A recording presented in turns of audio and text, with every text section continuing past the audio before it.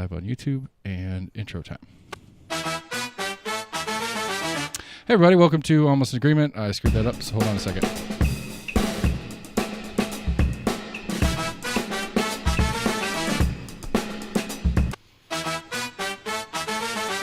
Hey everybody, welcome to Almost an Agreement. We're continuing our campaign coverage of this colossal 22 election we've got going on here. That's probably the biggest word I'll pull off today, so I'm going to stick with it. So colossal election. I've got Dave Cazalet, or Kaz as he goes by, who is running for trustee. As my joke mentions, I don't exactly know what a trustee does, and I hope he does, so he can help explain that part. And we'll talk about why he wants to run and that kind of stuff like we always do. We're Almost an Agreement, almostagreement@gmail.com. Find us on Facebook, on Twitter, on YouTube. Go to our website, almostagreement.com. You can check out my election guide for this. What was the word? I already forgot. Excessively large 22 election. It's got links to KGIS. It's got links to Knox County Election Commission. You can check your registration status, see what your voting location is, make sure you know what district you are in, so you know which episodes you need to listen to, because those are your friends and neighbors, and those are the people actually running for the seats that you can't vote for. So check all that out there. Go to your favorite podcast provider, give us a like and a follow and a share and all those kind of things, and we will continue doing what we do and continue doing some more interviews as we get closer to this August county general and state primary, as well as federal primary of Aloha. So anyway, it's election season. We got a lot of work to do, so we're going to keep working on it. And yeah, that's that. Hello, Dave. Do you prefer Dave or Kaz, or does it matter? Let's use Kaz. All right, I will stick with Kaz. It's on the flyer, so it makes it a little easier for people to keep it all together. Thank you, sir. All right, so I always like to start these off as let's give a 5-minute biography of Kaz. Okay, I was born in Brooklyn, New York. I left there when I was about 10 years old because my mother had asthma. My father sold his motion picture editing business in New York City and moved us to El Paso, where he filmed the early missile launches for the government. We moved to Fort Worth, where he worked for Convair at the time, which was making fighter jets and bombers. Then we moved to Dallas for a short time, and then to Houston. I graduated from high school in Houston, went to a Catholic seminary for a year, found out that wasn't for me, and went into the Marine Corps for 4 years. So kind of like the frying pan into the fire. That's a pretty hard shift from seminary to Marine Corps, I would think, yeah. So while I was in the Marine Corps, I met my wife on a blind date in Atlanta when I was stationed at NAS Marietta, Naval Air Station Marietta. Shortly after that, as the Marine Corps was wont to do, they transferred me to Boston, Massachusetts, actually South Weymouth, which was NAS South Weymouth. I worked on helicopters and attack jets as an aviation electrician. When I got out, we came back to Tennessee, to Cookeville, so I could go to Tennessee Tech University. 3 of my 4 children were born there. I earned my Bachelor of Arts degree in history, started working on my master's degree. My wife earned her master's degree in early childhood education while we were there. I also started working at the newspaper to help pay for college, and since I was having the children. So I started out as kind of a glorified paper boy. In those days, we had people who rode bikes to deliver papers. I did it when I was a kid. Yeah, so I was kind of in charge of all the carriers. Right? Oh, see, that's a good thing I didn't work for you. My mom, that's one of the few times I've heard my mom cuss in my entire life. One of the few times my mom's ever cussed was at at my manager when I had a paper out when I was a kid. Anyway, I'm sorry, continue. Yeah, so I worked my way up. I became an advertising representative, and then an advertising manager for the Cookeville Herald-Citizen. And just about the time I was ready to finish my master's, to do my thesis, I got offered the opportunity to become editor and publisher by the company that owned the Herald-Citizen. So we moved to Hiawatha, Kansas, which is in northeast Kansas, right close to the Nebraska line. Okay. There, I ran into a cult called the Posse Comitatus. And for a year, we tried to bring it to the people's attention that there was something going on that wasn't quite right. Mm-hmm. People did not believe us, and no other media covered it until the bodies started showing up. Right. A couple of the guys were arrested. The guys in the cult were arrested. They told officers that a little 5-year-old boy named Luke Stice had been determined to be the devil by the cult leader, a guy named Mike Ryan, and he tied him to a fence post in a Nebraska winter, and the poor guy, little guy, froze to death. And then there was another guy, his last name was T-H-I-M-M, Tim. I don't remember what his first name was, but he was skinned and tortured to death. So the Nebraska State Patrol went up to this guy's door. He had automatic weapons behind the door. He had a trailer truck load of anhydrous ammonia, trailer truck load of charcoal. So he's getting ready to make some bombs. They asked him just to come in to Richardson County, Nebraska, the county seat, and he went in there. And once he got there, they charged him with 1 count of possession of a deadly weapon. Well, after the investigation, after finding the bodies, they charged him with murder. He was convicted and sentenced to death. And I kept track of him over the years, and he spent 35 years on death row and finally died of cancer.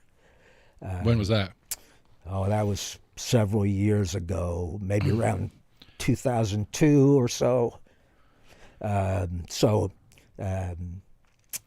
Since Nancy and I and my family were at the top of his hit list, Right.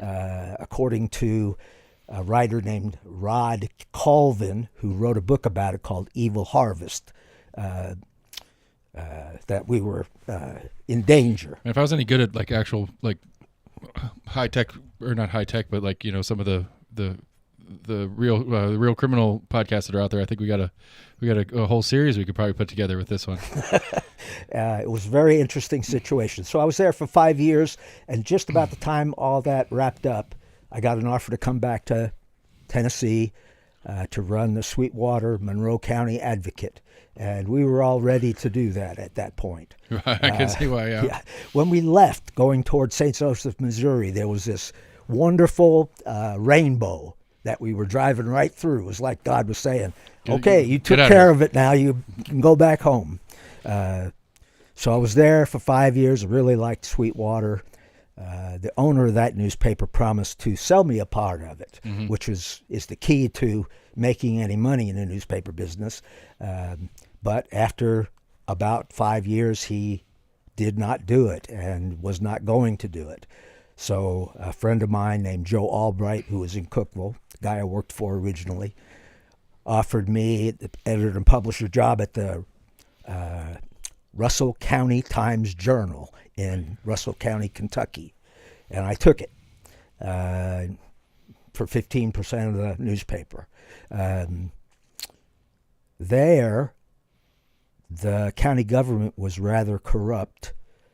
They would hold county commission meetings, and they would write out the minutes, but they would never sign them. So later they could go back and change it if they wanted to. Right. This county judge, the top officer in the county, is what they called him, kind of like a county executive. He lost his reelection primary by 1 vote. And that was the first year that my son Gregory voted. And my son Gregory voted against him. So we're counting it as that being the one. I get it. Okay, check. And so he sued me for libel because he was mad about losing. Sued me for $3 million. A friend of mine who ran a restaurant not far from the courthouse in Jamestown, Kentucky, came to me all upset. She had seen the judge executive. She had waited on the judge executive, his lawyer, who was the city attorney, and the district judge talking about what they were going to do to me. Right. And so it was all home cooking. The foreman of the jury was being sued by the city attorney privately for something. And I found out later that they offered to drop that suit if he would come back with a guilty verdict. So they came out $1 million against me and the newspaper. Funny thing was the insurance company first hired a $50 an hour attorney, and we lost. As soon as we lost, they hired a $500 an hour attorney. Sounds about normal. We had to put up a $1.3 million bond. My bank accounts, my home, had a lien against them.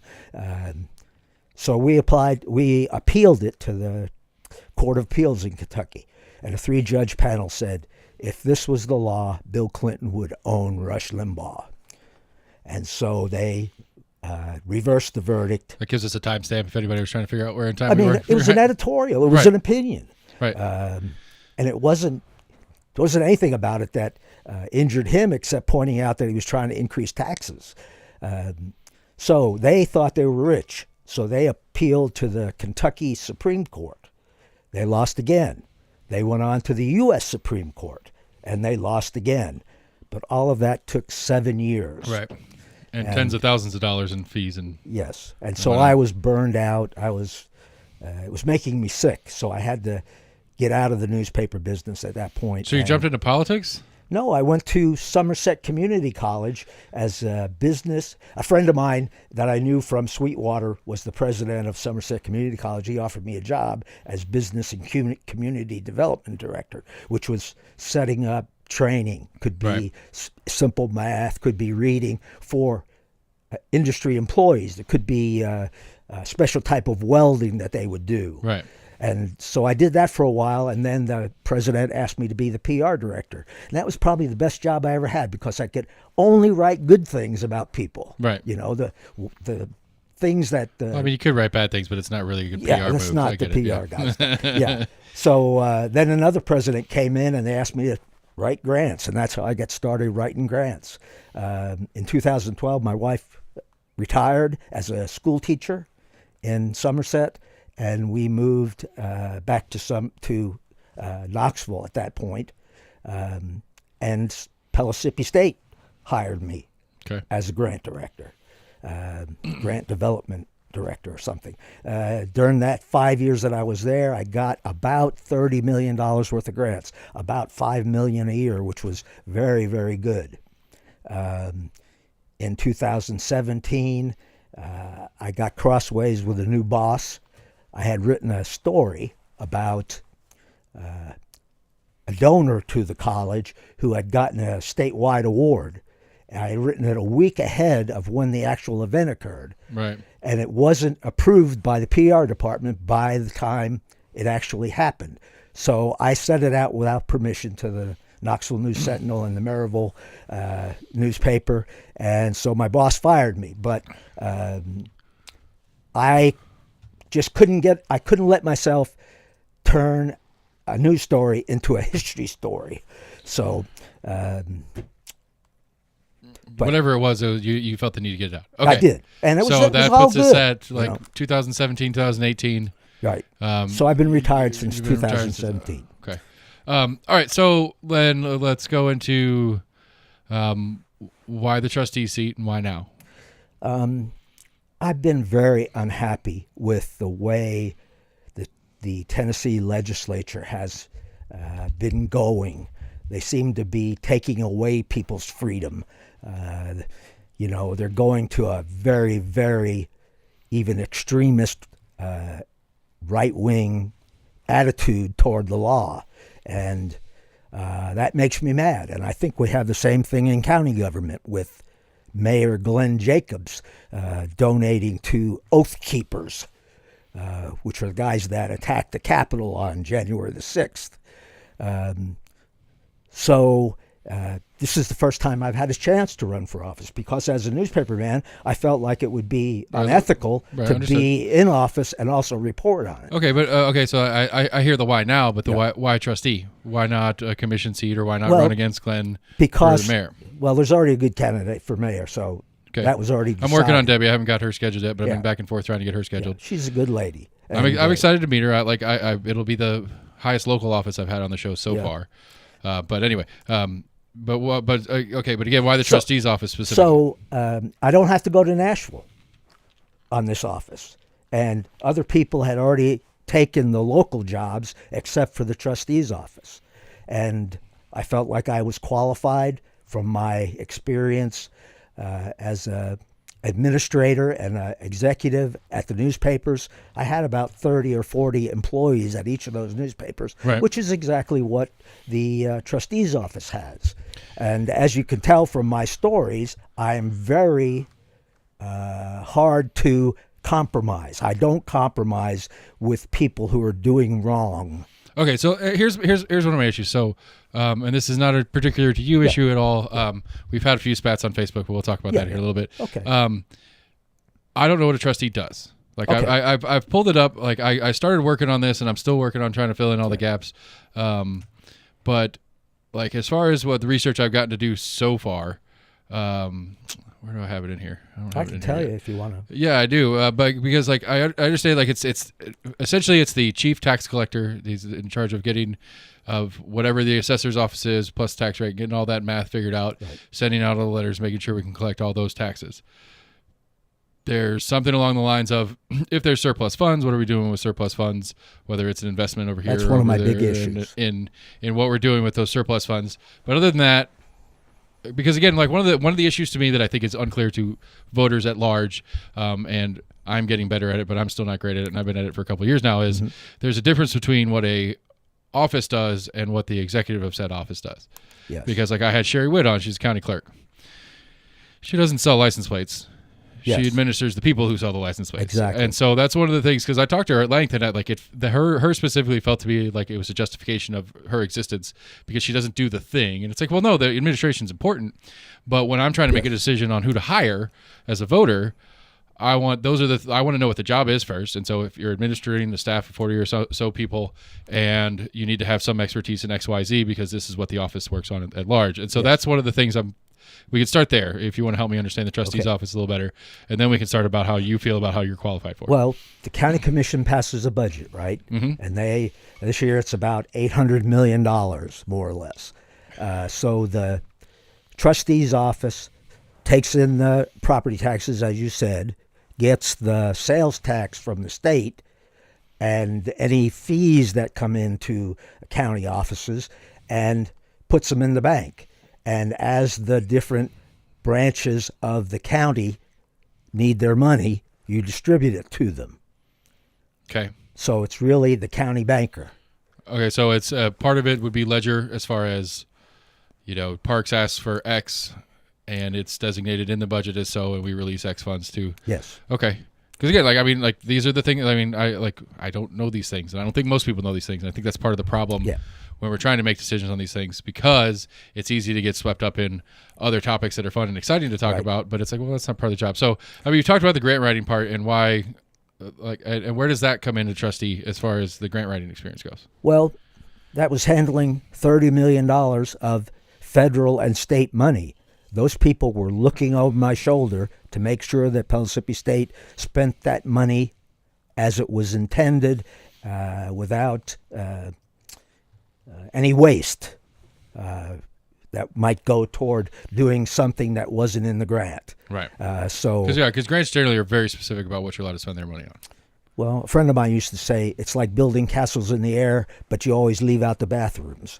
So, things change as you go along with the grant, because you see what works and what doesn't, but you check with the federal government to make sure that they're good with whatever direction you're going before you do it. Okay. And, at the trustee's office, Ed Schaus has been in there 8 years now, and he's done a pretty good job, because before that, you may remember that the last two Republican trustees were not so honest. That Jimmy Duncan, for instance, had shadow employees that he was paying and then taking that money.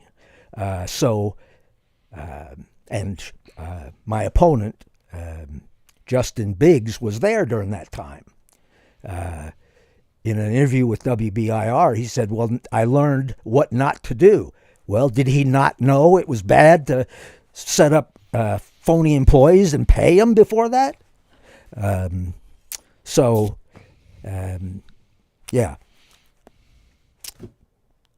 I think that the way I've conducted my life, with going after the cult and standing up to county government not hiring friends or relatives makes me the best guy for the office. I know how to handle money.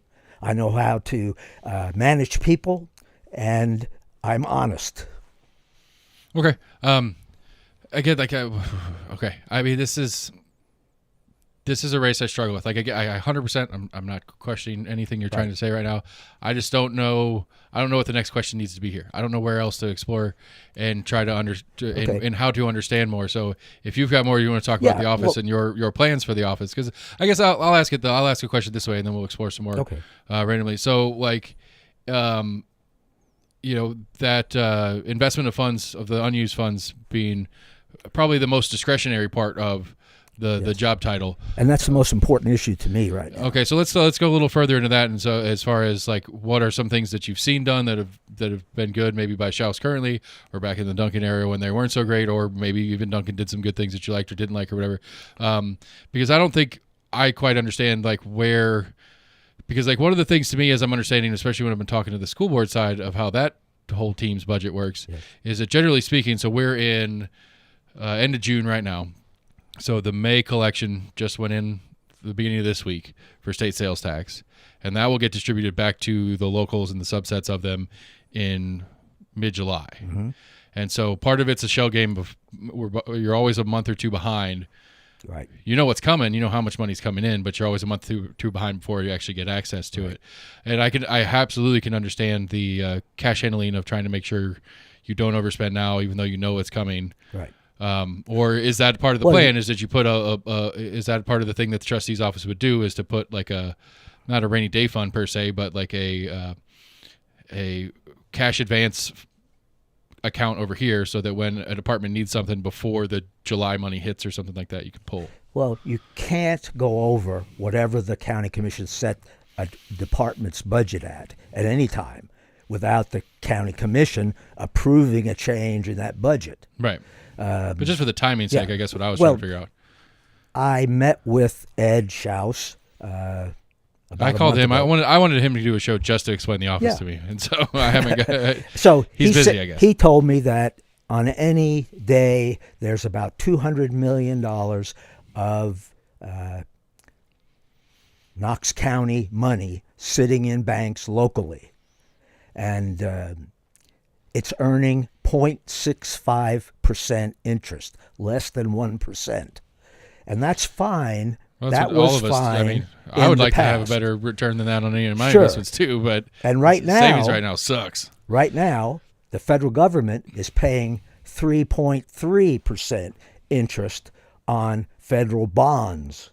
So the difference there is 3% interest. Right, 2.5%. $200 million over a year is $5.3 million that we're not getting. Right.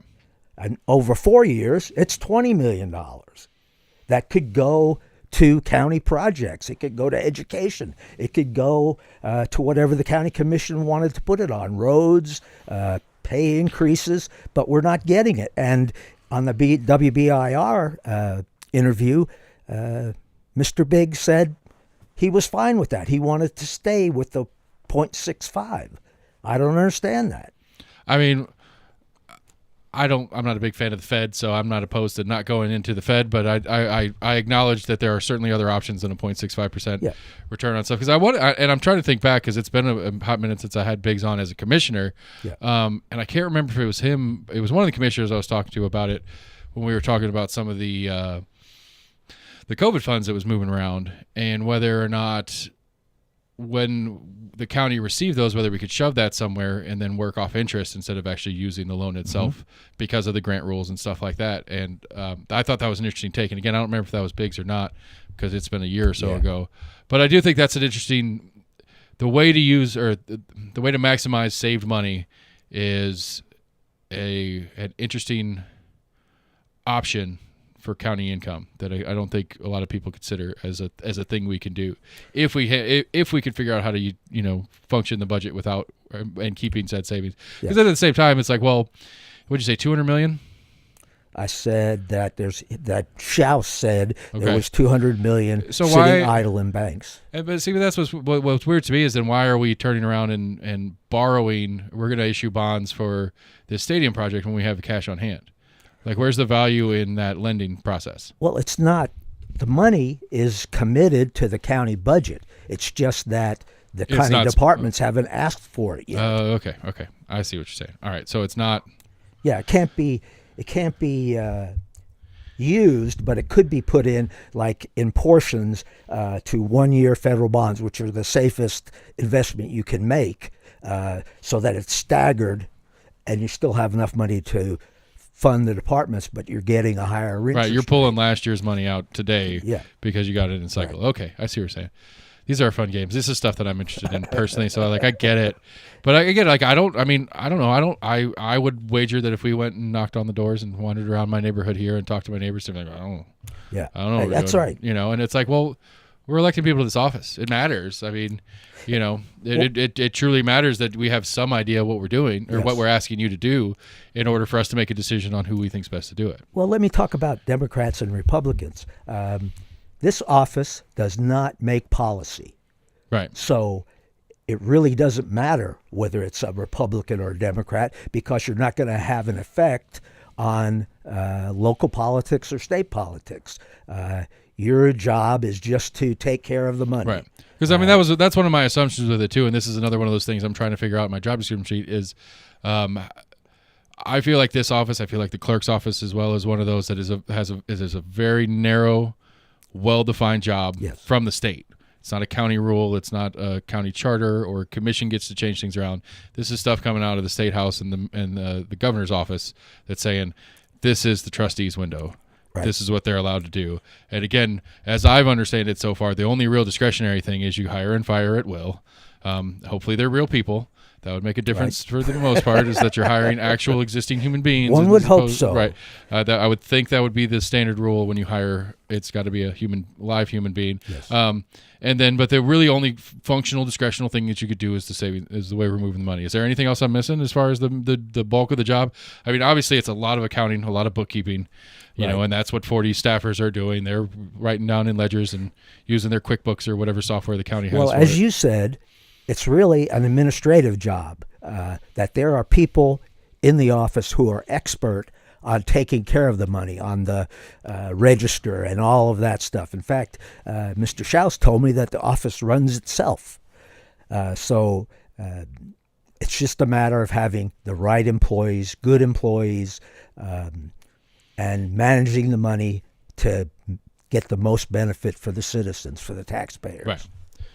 Right. So I mean, I get it. Okay. I mean, I get it. This is an easier one than I thought, because again, that's one of the questions I have a lot about the job. A lot about these kind of jobs in election cycles is how much real discretion is there in the office. Like, how much functional difference can a person A or B make in this job, especially depending on the definition from the state and whether the comptroller's office and or the Secretary of State.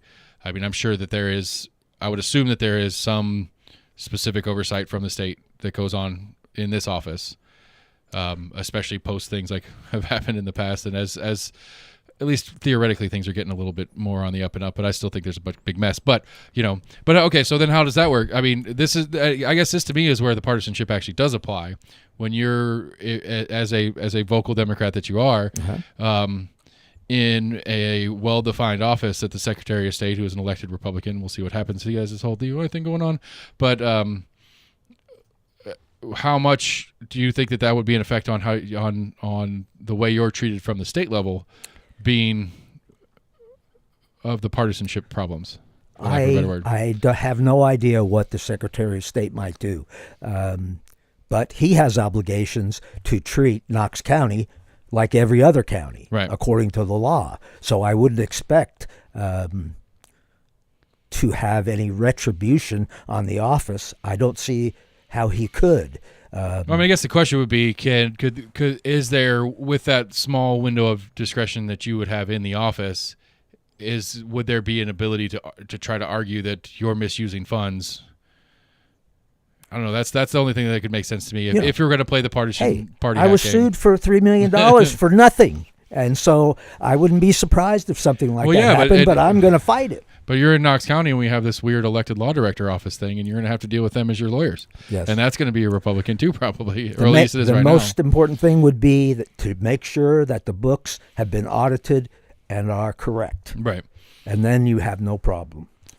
Now they Hopefully. may make problems, but right. I can't be responsible for what other people do. Right. I wanted to say, I mentioned that Biggs has been there for 14 years.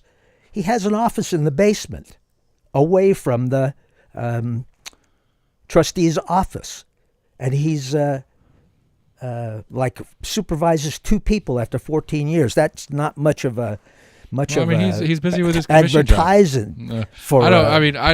I don't know the history of that, so I don't know how I don't know how to talk about that. Yeah, I believe he was fired once and then rehired, but I don't remember. I don't know at what point that. You got fired once. Sure. Yeah. I don't know. I couldn't imagine working for the county as a paid employee, and having to deal with scheduled management changes regularly. Just the idea of being somebody in the trustee's office right now going, well, who am I going to work for in September, I guess, when the seat gets officially turned over or whatever. I could see that being like, well, it's been a good job. I don't know what it's going to be now. Well, I don't have any plans to change anything about people that are employed. Mr. Schaus told me that they do a great job, and I believe that they do. So there'd be no reason for me to change to put Democrats in for Republicans. If they're doing a good job, they're going to stay in the office. Right. Okay. So it's a 4-year term. Yes. 2-term limit. Yes. Or is it the 2 consecutive term limit, or is it I don't know 2 all time? I don't know the answer to that. But in any case, at my age, I'm just going to do this one time. I'm not going to run. I'm doing the math in my head on how old I'll be when I get to run in the 26 election, because it sounds like a pretty sweet gig. Yeah. I could do it. I know how to count. That's always been my joke with math. Like, if you put a dollar sign in front of it, I can do the math. Like when we got letters and other weird stuff, that's when I get lost in my mathematics courses. The way that the mayor might affect the office is trying to get the trustee to hire his friends or something. Right.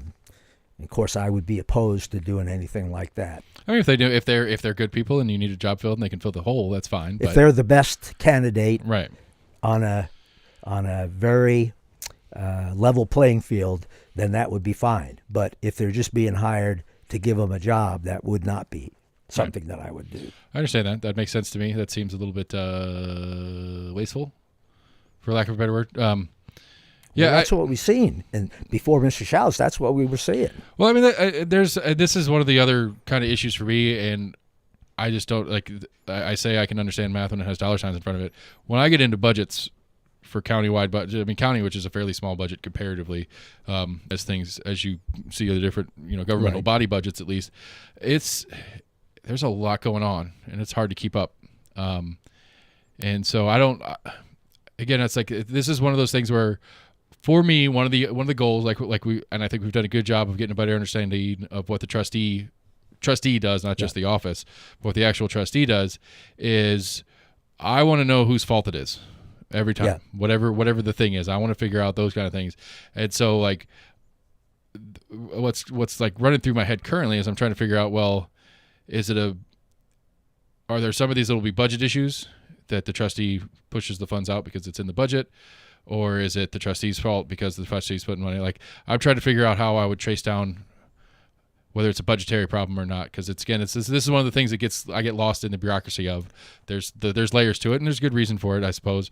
But like this, that's where my head's stuck currently in trying to figure out. So the trustee would have to make sure that the money was available when the department needed it.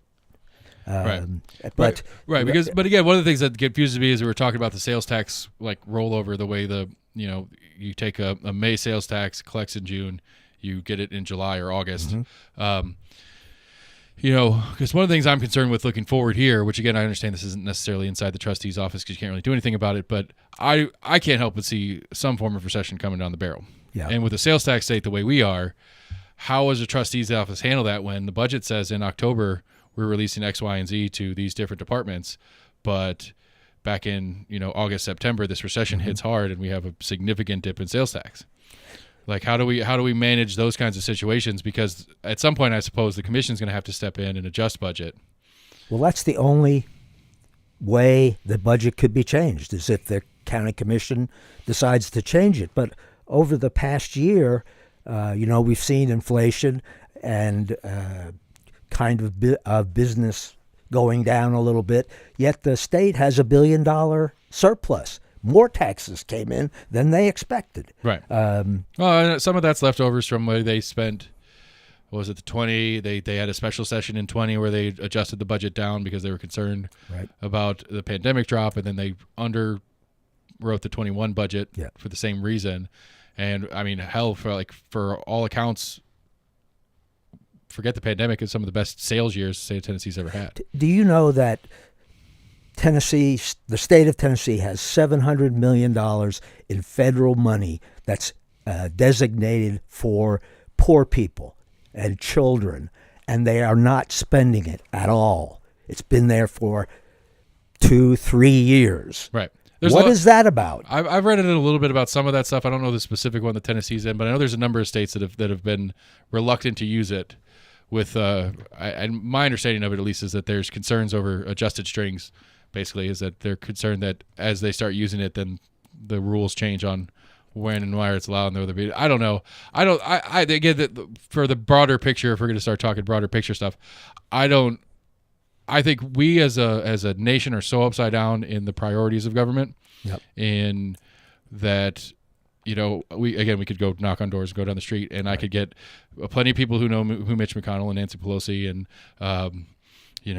Kristen Sinema and some of those people are, but don't know who their county commissioner is. Yeah. Don't know who. If I'm in the county, but so my neighbors are all county people. Don't know who. I mean, the mayor's a little bit easier just because he's kind of a celebrity in his own right without the job. But there's a number of offices that do a lot of things that I didn't know until I started doing the show and started diving into this real deep myself. And like that same idea that we understand what's going on federally, to me, puts a dependency on what's going on federally, where we get these weird federal funds things because they're the ones that, I don't know, to me, the federal government, people running for federal office tend to have a more immediate need for campaigning all the time because I understand they spend several hours a day trying to raise money. But they're the ones that are going to get more people out voting in their elections because of the way we pay attention as citizenry. And that's going to be interesting this year because our election is on August the 3rd, but the federal election is not until November. Right. That's one of those things I didn't know until I started digging into this that I didn't realize. I think I hope it was an intentional move by somebody smart enough years in the past that they lined up that federal state primary on the county general to help get people out. But, again, I mean, you go back and look at the primary results for these county races, they're pretty low numbers. I think it's just the opposite. Because it's at a different time, we're going to see a very low turnout. Right. I think you're right. But I don't think a lot of people understand know that as the fact. I think a lot of people go, oh, it's primary day. I can wait until November. That's the election. Right. It's like, well, yes and no. I mean, some of it's primary, but there's, especially this year with all these judge and DA and all those seats on it, it's a crazy year for an election. Like, I mean, like I am not, there's no way I'm going to get everybody. It's just not doable with my schedule. Like, I have a day job and I kind of. Well, you're making a good effort. I'm trying to, yeah, and I'm trying to and I'm being selfish in it. I'm making sure I cover my seat 4 races and commission. Or well, we only have school board this year, but District 18 and state races and stuff like that because that's mine. I get a year off because Becky Massey's got another 2 years before her next one because District 6 is on the off cycle for this, or they're on the presidential cycle at least, and so. But it is a lot, and it is a lot of important stuff. Because for me, like I said, and this is, I guess we'll finally go into me spatting on Facebook with you. One of the things to me, and I don't do it to you, I do it to everybody I see doing it. I appreciate that you're a human being, you're an American citizen, you have a right to say whatever you want. Yes. But for me, I hate platforming. I hate this conversation about platforming and whether you should or shouldn't platform people for this, that, and the other. I hate the idea that I don't like that. I'm more than happy to hear your opinion, but when you're using the platform of a trustee's race to talk about non-trustee things, that's where I get frustrated. Because again, we don't know what the job is anyway. And so the idea that somebody agrees with you on grander philosophical political issues, that's fine and good, but that's not trustee stuff. Now, and like, as I mean, I laid in, and not that he pays attention to it, but I laid into Mayor Jacobs with, he had this video over the weekend about, Democrat Biden's gas price BS and school board stuff. It's like, hey, you're the mayor. How about you talk about mayor stuff and leave school board out, and so we can vote for our school board people like we want to. School board is not your problem anyway, because you're the mayor of Knox County, and the mayor of Knox County has this much to do with what's going on in the schools. And that's because that's where it started for me, is school stuff. Everybody talks about school stuff. And the more I figured out, school board has very little to do with school stuff. The people that really matter in schools are your state house and your state senate seats. That's it. And so when a mayor or a trustee or whomever starts talking about the importance of schools, yes, that's a great thought. Yes. But whether it's intentional or not, it comes across as a vote for me because I care about schools, which is really an implied, I'm going to help do something because you agree that there's a problem in schools. That bothers me. Like, that's something that I push back on with everybody all the time, not just you. If I were a politician, and if I had consultants working with me, they would say, don't do that. I disagree. I think they would tell you to do it. No, I think that's part of the thing. Because it opens you up to people who are opposed to those ideas. I mean, yes, in the sense that this is Knox County and stuff like that. But again, for the Knox Dems at large, their whole platform position is really, look how bad what you see is, and so they're doing the same. I mean, they do the same thing. I've yelled at Matt Shears personally. I've yelled at their Facebook page. It's like, when they start laying into Mayor Jacobs about problems in the schools, it's like, Mayor Jacobs didn't do that. He had nothing to do with whatever this school thing is you're talking about. That's not fair, and you're putting the thought in people's brain to vote for Debbie because she's going to do better about this school issue than Mayor Jacobs is, and that's a lie, and it drives me crazy. Well, if she had $5 million more a year, she might be able to do something about the schools, to help the schools. Okay, maybe, but again, even in that, as I understand it, it is up to the school board and the school administration office to set the budget. They don't get to. Well, they have to negotiate with the county. I mean, the county has to approve at least the historically, budget. It's they present it, and the county approves it. It's not really a negotiation as much as I think it is. It may not be out in the public, but I'm sure they're talking about it and what county feels it can afford. It's got to be in the public if they're playing sunshine rules. Yeah. In my experience as a newspaper person, counties flaunt the open records. I mean, I have mixed feelings on the idea of it in and of itself. I think I could see a value into a group of people who get to make a decision, being able to spend an amount of time without the public breathing over their shoulders to discuss something so that they can actually get a direct discussion like we're having now. Because like imagine if we're trying to have a conversation about a policy issue right here, right now, and there's 100 people in the room and interrupting and doing all that kind of stuff. It's hard to get a good line back and forth. But at the same time, it would, the idea behind it is that me and you aren't shaking hands and making a deal, and you're hiring my invisible cousin and paying me for his work. Well, I don't know if you read about it, but 2 of the sheriff's department employees were criticized roundly by the state for not complying with the Open Records Act. A young lady wanted some information from them, and they failed to do it. Yeah. Failed to provide it. I mean, I find it problematic. I've put some records requests in at the sheriff's office that I'm obligated to. I'm obligated to give out personal information about me to prove that I'm a county resident and kind of stuff like that. I think that's kind of weird. Like, it's like, well, what does it matter if I'm a Roane County resident? I'm interested in this story. Right. I want to know. I want to understand the story better. What does it matter if I'm a resident or not? And so, like the last time I did, I can't remember. I think it was murder rates I was looking into or something like that, and they wouldn't give it to me without. They're like, "Hey, we need this information from you before we can release that to you." They call the media the fifth estate, and their responsibility is to let you know what the county commission is doing, right? Right, which we fail at miserably too. And again, that's the whole reason I exist is because I can't find it anywhere else. Yeah. Like, I really like the Compass guys. I actually am producing their podcast for them, and I have a great time working with them, and I've learned so much just being in the room with them. Yeah. But I don't get Sunday mornings my sleep in. And this is Knox County, so a lot of people at church. Yeah. How many people are watching the Sunday? And even those, they're not even that good either. Like they're small and short. That's one of the reasons I go as long as I do. And I'd like to do a few debate style ones where I have both people in a race or something like that. But for the most part, I don't want to have to deal with trying to keep you from yelling at Biggs and Biggs from yelling at you. I want to talk to you, then I want to talk to Biggs, and then maybe down the road or something like that. But it's not, and especially everybody zooming in all the time. It's just, it's not informative. And, and again, like you said, like the media is supposed to be the ones that are available to help me understand all these different questions that I have, and they're not. And it's just, that's not what they do anymore. I mean, I hate local media. It's so you watch 6 o'clock news. Mm-hmm.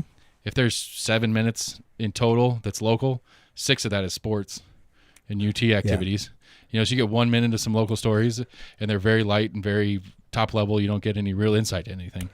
I grieve what's happened to newspapers, especially in small communities. They were the source of information of what the county was doing, and now they can't do it because they can't afford to hire employees. Yeah, my father-in-law was in Roane County and Hamlin County for a while, and he left Roane County when they got bought by some whatever, and basically went down to however many people to 2, and then same thing. And when he went up, I think it was Newport's newspaper, not Hamlin County at large, but he was working in Newport, and then they did the same thing a couple years later. And I mean, I don't know, the News Sentinel it's the USA Today, right? With a local section, and even the local section half the time is national news anyway.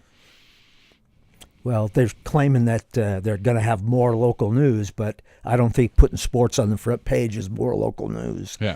I mean, don't get me wrong. I like my sports looking around the room. I got all my stuff tacked up on the me walls. too. But I mean, it's like me too. And it's one of those really interesting things that it's one of the proofs that people are a lot smarter than we give them credit for. Mm-hmm. The general public is, because again, we go walk down the street, knock on some doors. If I bet you we could find a couple of neighbors that could tell you in depth the complexities of some weird offensive pattern that UT does every year, or something like that, like super complex, in depth stuff. But they couldn't tell you who you are, or what seats you're running for, or anything like that. And it's that's what's important to them, right? And it's not that it shouldn't be or shouldn't be allowed to be, but at the same time, it's like, these are elected offices. When's your election date? Right. When is your election date? Who are you voting for? Why are you voting for that person? Because what frustrates me more than anything, because I'm a party hater at large. I don't like either of the major parties. I hate the idea that people just vote the RRD. It's lazy and it's imprecise. And anymore, I don't know what the RRD stands for anyway. When I was out in Kansas, I was a Republican because my senators were Bob Dole and can't remember the lady's name,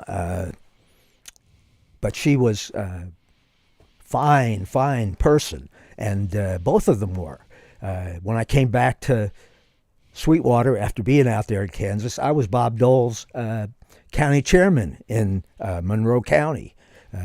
But the Republican Party has just moved so far to the right that I can't support them anymore. They blame President Biden for increased gas prices when it's obvious that cutting off Russia's oil supply is going to cause the world's gas price to go up. And that's what's happening. Not in the United States alone. It's happening worldwide. I mean, there's a lot more to it than that. But yes, I agree that it is a shallow argument at best to lay anything that's going on right now. OPEC is another big cause of it because they haven't increased production. Right. They want to keep the prices high. Right. But, President Biden can't make OPEC do anything. Right, and sure, let's go be nice to the Saudis because they're not killing half of Yemen right now or anything. And that's controversial, whether you should go over there and meet with that guy or not. Right. Since he murdered a reporter. Right. Yeah, that's a half of the whole Yemenis crisis is one of those things that does not get any coverage at all. Yeah. And comparatively to everything that's going on in Ukraine right now, it's like, well, this is another ally kind of thing of ours that we've funded. We're basically their Air Force. We've been their Air Force for a decade, and they're just, not full on official genocide, but they're pretty damn close. And we don't talk about that one. My children, 2 of my sons, spent 30 years in the Air Force. My oldest son had 3 tours in Iraq, 1 tour in Afghanistan, won 2 Bronze Stars because he was a explosive ordnance disposal guy. That was disarming those roadside bombs. Right. He was the Hurt Locker dude. Yep. Well, he used to say, if that Hurt Locker guy was in my unit, he'd be out of it after the first day, because that's not how we do things. And my youngest son spent 6 tours in Afghanistan, which really hurt him. He developed Crohn's disease thanks to the Air Force and the Veterans Administration. He became addicted to oxycodone, and then at some point during the Trump administration, they stopped issuing hydrocodone prescriptions to service people, to veterans. And unfortunately, my son went out and found some on his own, and it turned out to have fentanyl in it, and he killed himself accidentally. Yeah. And so altogether, my son-in-law, my daughter-in-law, and my 2 sons, we have 60 years of military service. So we're a service family. We believe in the United States. We put our lives on the line for the United States. Yeah, it's a, I don't know, like, I complain about how complicated and stuff local government trying to figure out what's going on here is. Geopolitics at large it's a whole nother animal, and and for me personally, I've become more of an isolationist for it. Like, I'm tired of it. I'm tired of your sons and how many of people that I know personally that have gone over and for one reason or another, for one more action or another, and come back and spend the rest of their lives in pain and misery and no real way out and no appropriate help. Those volunteers, I have so much. I mean, it's a volunteer army. These people volunteered to go. Right. And it was like playing Russian roulette. You'd be over there for 7 months, you'd be home for 7 months, and then you're going back and have to take another, pull the trigger one more time to see if you're going to live through it. Yeah, it's the older I get and the more I pay attention to it, the more I don't understand our, at least specifically military foreign policy. I don't understand what we're doing, other than the good excuse to spend money with a proper donor. We, as a people, we want to help people. We see ourselves as good people who do the right thing, and that's why we get involved in that kind of stuff. Trying to bring democracy and freedom and to help the women in the Middle East to have some rights. That's why we do it, but it just hasn't worked out. Well, I mean, right, and at what cost? At what point? Yes. When do we get the ledger out and start putting the debits and credit columns together and see how much it's costing us to fail again? I certainly feel like my son's life was not worth what we got out of Afghanistan. Yeah. Yeah, and that's a horribly tragic way to put it, but I think it's sadly accurate, and it's frustrating.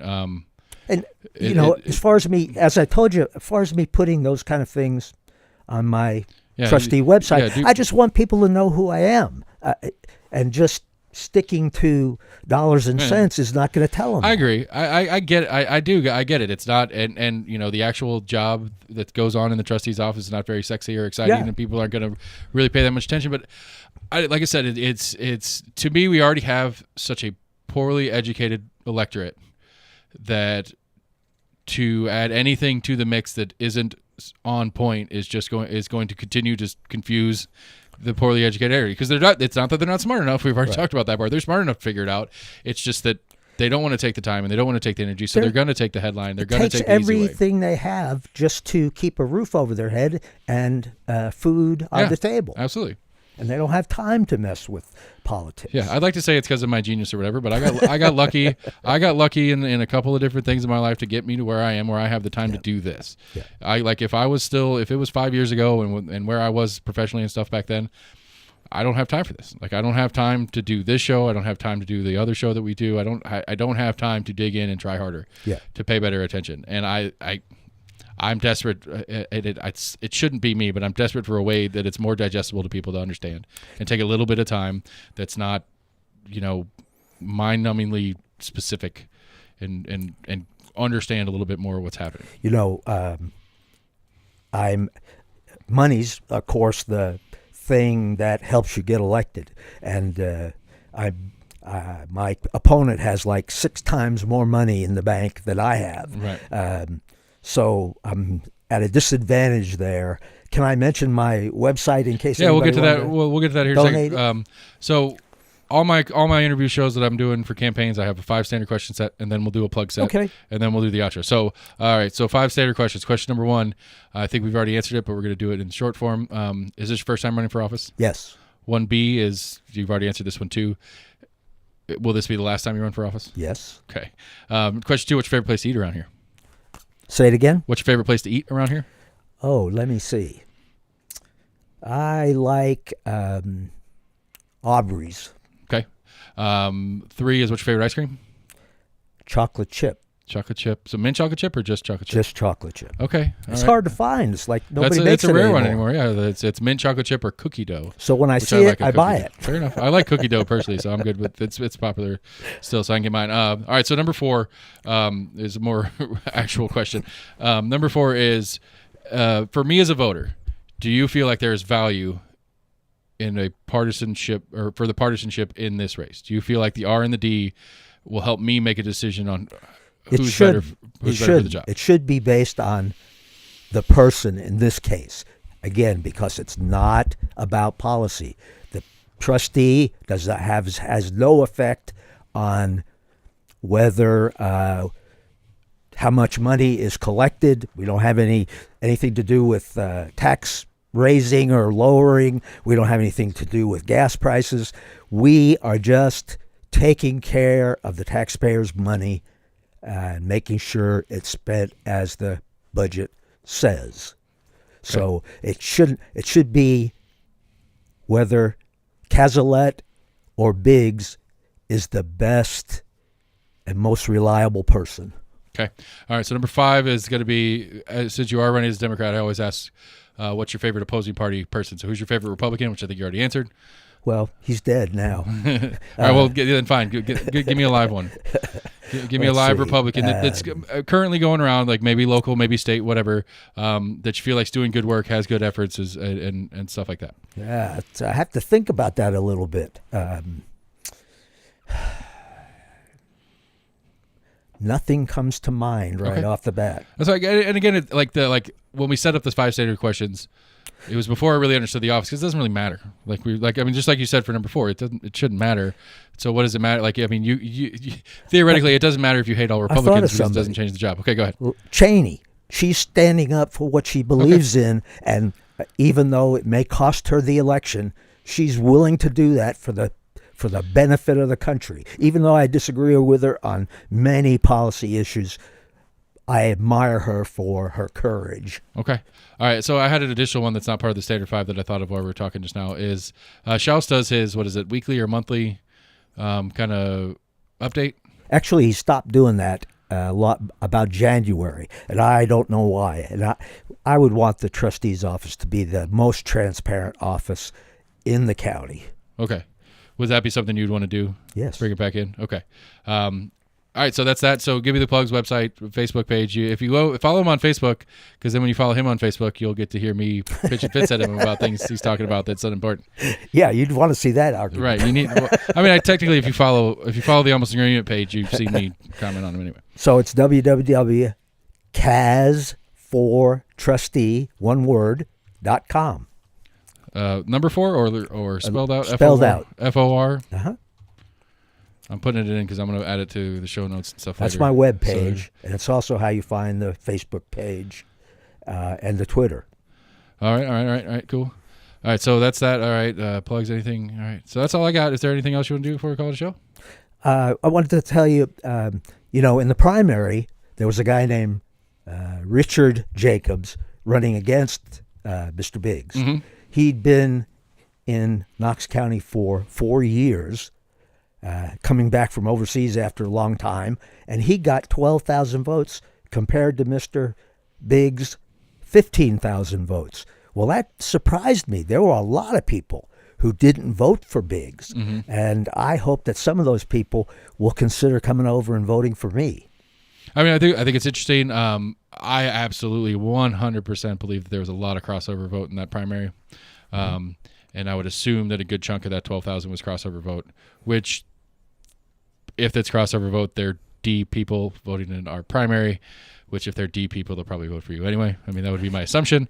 Well, I hope some of the moderate Republicans will give we'll me see. a look. I mean, I get it. Like I don't like the parties. I think they're a net negative for the public personally, and so don't vote by letter, vote by person. That would be my thing. So all right, I got an outro, and we're gonna call the show. All right, Kaz is good. He's really good because he sucked me down rabbit holes into things that are not office. But we learned what a trustee is and what a trustee does. So that was the important one for me. We got to know Mr. Kaz a little bit, and I'll get Biggs in here again here shortly, and we'll have his side of the story and blah, blah, blah. So anyway, we're Almost in Agreement at gmail.com, Facebook, Twitter, YouTube. Go to our website, almostinagreement.com. You can see Election Guide 22. There'll be a link next to Kaz's name with this show as well as his website. And then I'll have a Biggs version opposite, as well as all the other races that are going on. Election Commission website and KGIS are on there. You can figure out what district you're in, what your polling location is, whether you're registered or not. If you're not registered, you can go ahead and do that. And then, figure out who you're going to vote for. And, like I say all the time, we need to be smarter voters. So don't be dumb. Learn your stuff. So anyway, we're almost in agreement. We've got more stuff coming up for you later.